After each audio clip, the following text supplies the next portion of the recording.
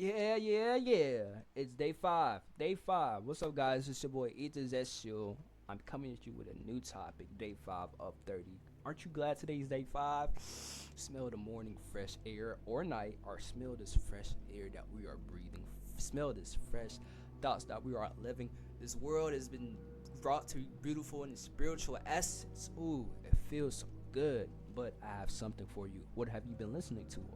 Have you been listening and indulging a little bit of negativity? Have you been listening and indulging in a little bit of sauce, a little bit of lostness, a little bit of depression, or have you been indulging a little bit of thuggish negativeness, committing murder against your fellow brethren, or have you been indulging in that smooth jazz of depression? Is music evil? Now, here's is my thing as a musician. I indulge and probably still indulge out of all those. Now, the thing is the words and the frequencies that we are basically caving in inside our mindset. You see, the frequency and the things that we have been gifted in and that we have been as a people has been filled by the godly blessings, has been nor or gathered by per se the person who was very good at music.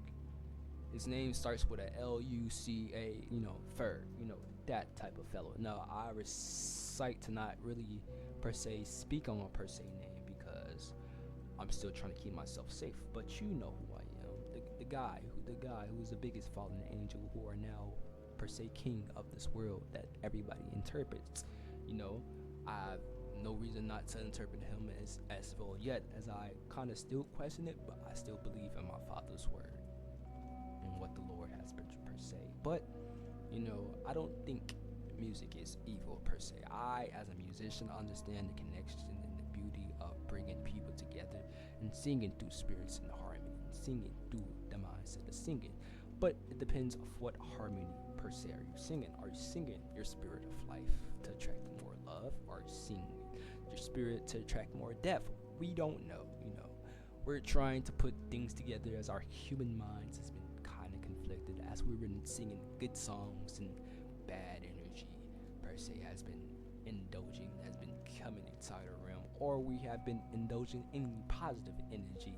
And I mean, positive energy and bad things are going our way, or bad energy or good things are going our way.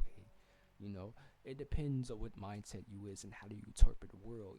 That because you are from of the world, per se, you won't really be touched if you're getting in good energy, but they will still try to tempt you and bother you, and you're probably wondering, why is this happening to me? Or per se, you listen to bad songs in the worst energy, trying to treat you good, trying to give you a sense of comfort.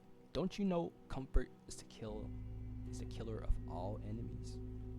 Comfort is the killer of all enemies. If you want to know why comfort is the killer of all enemies, because if something can smooth you and soothe you down to your spirit, to where you're a baby, you have yourself open to all energies and all entities.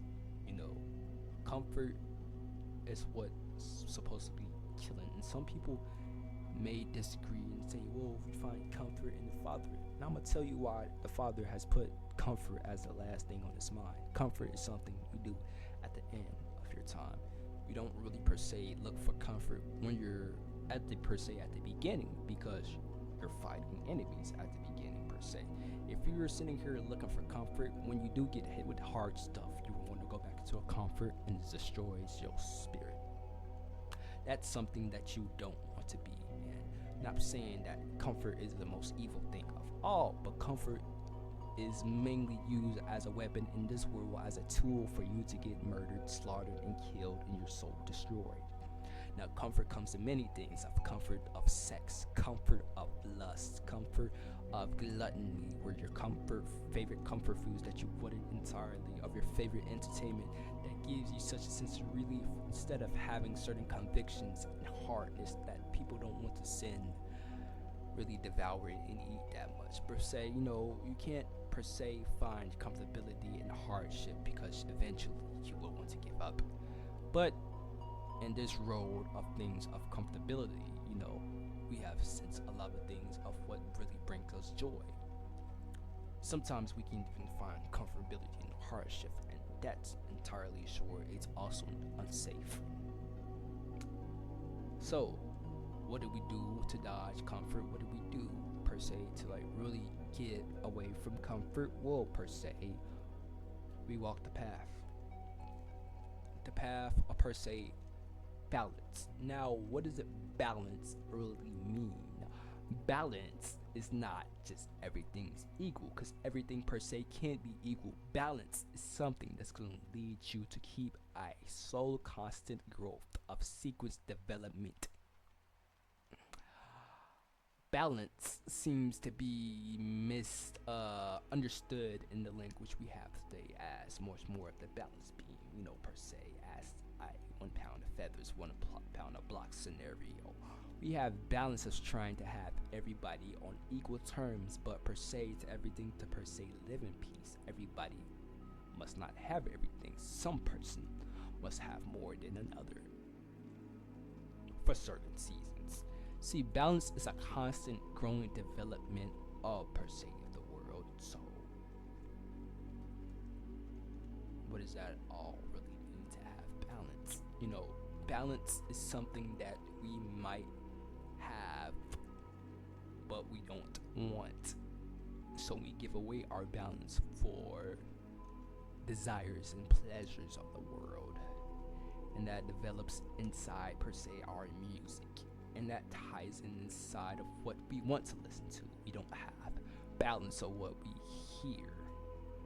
You can't be all good and fight no wars, nor say you can only fight wars and don't have the time to have that be goodness, because we don't have any balance. And so, what it means per se as a soul of development growth, as you must have find your seasons for everything until you reach the actual seasons that you're actually supposed to meet. So what is that? Now, what does that mean? The fighting per se, the fixed seasons. These are pre-game, and the celibacy community I have been a part of for about a while now. I'm coming up on my 6 months actually. I've been developing myself, and I'm not calling myself the most very smartest person. This could probably sound a lot of ignorant for me, for a lot of people who have probably been through more than I have. I'm just carrying the spirit for those who do need it. And if you know and you agree and you see more, you're allowed to put the comments in the comment sections where you need to, per se, to what you think of. But in the sense of the sword, I believe that celibacy community has told us all that your first 90 days is your toughest days, because you need your semen to basically recharge and regroup, and to really find in your body to basically give you that sense of generation, because you've been spilling semen all your life or for a long period of time, and now you want to be cleansed and clean and things like that. And what does that pertain to really into balance? Well, I would give you a sense. This is a pre-game to the actual game, when you be hit with warfare and when you be hit with silence. In many, many different seasons. If you're emotional, your hormone, your general state, you're generating a lot of energy and a lot of frequency that is very unfitting per se to mankind, and unfitting to the actual norm, which is actually in the U.S. at this per se point in time. Now everything is shifting, but the world as we know it at this point in time does not per se really desire more of a masculine man before. It's the desire now in the future, which is coming per se in the present, but it didn't desire that. So people think your hormones or what you've been brought with was very unnecessary, very unnecessary, and things of that nature, and that caused a lot of men to fall out of balance with their bodies and things like that. And that causes it in the music, as you hear it in per se rappers, as you hear it per se in actual artists and people who are trying to have the roles flipped. And that's another subject to another time. I might get to that in these 30 days, you never know. But per se, the music is not evil. People who trying to speak their life through the music are letting evil entities control it. And I probably could have said that at the end or at the beginning, but I feel like that message is ties to something. I feel like our connection with said music ties to Father. You know, the Father has gifted us the sense of music, and you know, it's up to us as duties to really ensure and understand the capability of not telling each other that we must be chained slaves to this world, but we must be free through the spirits, free with helping and loving each other.